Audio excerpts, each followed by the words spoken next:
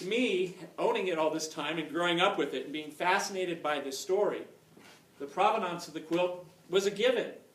The provenance of the quilt is, how do I prove to you of its real authenticity? That this is something from 1864. Well, part of what my story today is the oral traditions about two young women who were sisters and said, we want to make a quilt for our brother, for him to have, so he knows he's loved at home. And that oral history is a big part of what we believe made this quilt so special. It's why it's the fabric of America, not just the fabric of a soldier. It is the family aspect of this quilt that holds special meaning. We also have the written history. We have letters about Lawrence's death that we'll talk a little bit about in the future here. And we have his diary, which details what had happened all throughout the Red River Campaign. The Red River Campaign is kind of interesting. It was led by a general named Banks, and he was a political general. He had served as the Speaker of the House of Representatives. So it'd be kind of like us saying today, I know what to do to solve the ISIS problem. Let's get Newt Gingrich to come and lead the soldiers. I mean, crazy stuff, right? But that's what happened back in the day. We're going to talk a little bit more about the fabric and the different kind of quilting techniques and the stitching that is used. So we've had it professionally reviewed. Now here's where I drop down a little bit. Many of the quilts from the Civil War era that are left today have been signed on the back by whoever was the seamstress who had decided that they were going to help the Union cause or the Confederate cause and make a quilt for someone. It does not appear on the back of this quilt. And so the question that we have is, does the provenance of this quilt that I'm sharing with you today support my claim of authenticity? A woman named Pam Meeks, she's written a book about Civil War quilts. It's a great book, and I'm going to draw a lot about background on Civil War quilts from her. So when I emailed her and said, can I cite to your book, and told her a little bit about the story, she had said, is it signed on the back? And so I first said, gosh, of course it's authentic. How do you doubt me? But in my day job as a lawyer one time, I had a case, and it involved whether or not a particular Stradivarius violin was the famous Jones violin or whatever. Because the provenance mattered, you know, a run-in-the-mill $1 million Strad or a $7 million Stradivarius. So, you know, I mean, come on, you have to have lawyers to figure that one out.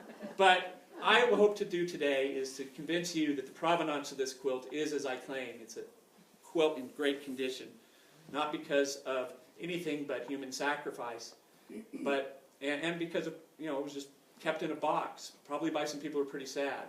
And hopefully at the end you'll agree that it really is the real deal. I can only promise you, I haven't been sitting sewing for the past 4 years in my basement. So it's the family that really had supported Lawrence, and it supported the Union cause by saying not only, Lawrence, you at 18 years old can go join the Union Army. They had a younger son, David, who as he turned 18 in 1864, joined the Union Army as well. A family of farmers, James and Mary. And then there were 4 sisters, Martha, Jenny, Maggie, and Ella. The two being not as much known about with the history with the quilt, but Jenny and Martha being the primary seamstresses for this quilt. As I had indicated, it's brother David, who I'm descended from, and it was his service in the Union Army that ultimately, I think, resulted in him having possession of this quilt. This is an image that I have found in one of the books that I was reading about the Civil War, but it really kind of helps me understand what was going on. The New York Historic Society had this image in their collection. Our hearts are with our brothers in the field. And it really made a lot of sense to me that there were 2 sisters who every day would spend a little bit of time working on this particular quilt to help support their brother. Remember, this was pre-sewing machines, and it's pre-electricity, and things get dark out in the farm in Iowa at that point in time.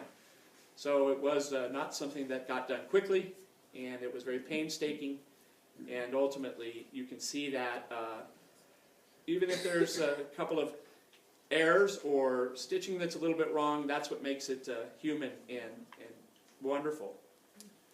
But quilting is also therapy, and I'm going to share a little bit of a story about something that we're doing today. The sisters were obviously working together to support their brother with these communications being slow. Is he in a battle? Is he injured? What's going on? These terrible casualties like we hear about in Shiloh, Gettysburg, and Antietam, some of those. And so today I happen to be on the board of Mile High Behavioral Health Care, and they have a wonderful program. And what they do is they take some women who need therapy, who've been victims of domestic violence or substance abuse, or that they've just been released from prison and they need to reintegrate into society. And so part of their therapy is quilting. And so that's what really got me thinking that the therapy for the sisters wasn't just, I'm making this for my brother, but this is the therapy to help us get through the stress of war too. And so it's my wife and my daughter, and we helped get this program to now have a home for 9 of these women to live in. And so they gave us a quilt, which is as important to me as the other quilt, because it's really helping people here today. And so I'm going to recruit a young volunteer to help you show you. See if oh wow, I found a volunteer.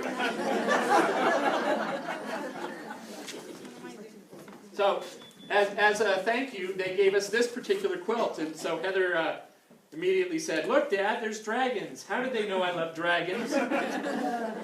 But it's nice to know that quilting remains today as therapeutic as it remained then.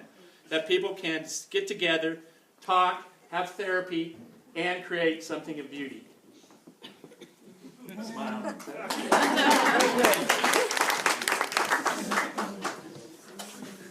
So, you know, of course I'm as a young man and thinking of war and Civil War and reading this diary, you know, it was all about Lawrence, but really the story is about the family and about the people who left behind this beautiful gift for us. So we get to 1864, and it's in 1864, after having fought through those battles and getting onto the Red River campaign, we have a corporal who doesn't really understand any of the political objectives as relayed through the diary. It's more, how do I survive every particular day? And so Lawrence left behind a diary that I've sort of blended in with what I've read from some of the historians who've looked into this. And so it's March 8th, 1864, which is the same time that there's a real big debate as to who will be the President of the United States of America, one who will give in to secession, or one who has said, no, we fought this glorious war for 4 years, we're going to fight it out to the end. We all now know, of course, he's Abraham Lincoln. You know, very revered by all of us, by people throughout the world.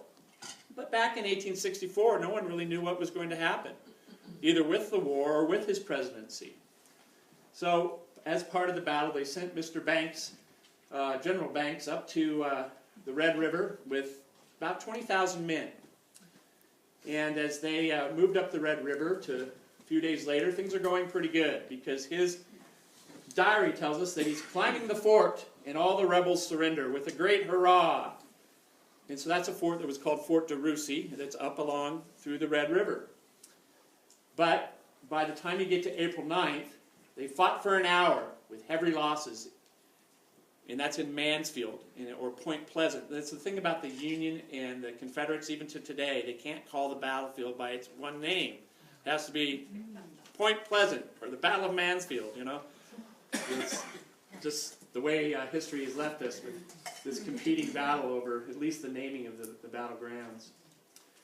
But ultimately, by April 18th, he says, it's pleasant in camp at Grand Ecore, but the river is low. And so, after having lost the Battle of Mansfield and having all the Confederates breathing down their necks, they're camped at Grand Ecore, not really knowing that the expedition had failed. But the real reason that they're just camped there is because the Red River had, for the first time in memory, gone down to nothing. And there was no way to get the boats out, and no way to get the soldiers out. Luckily, some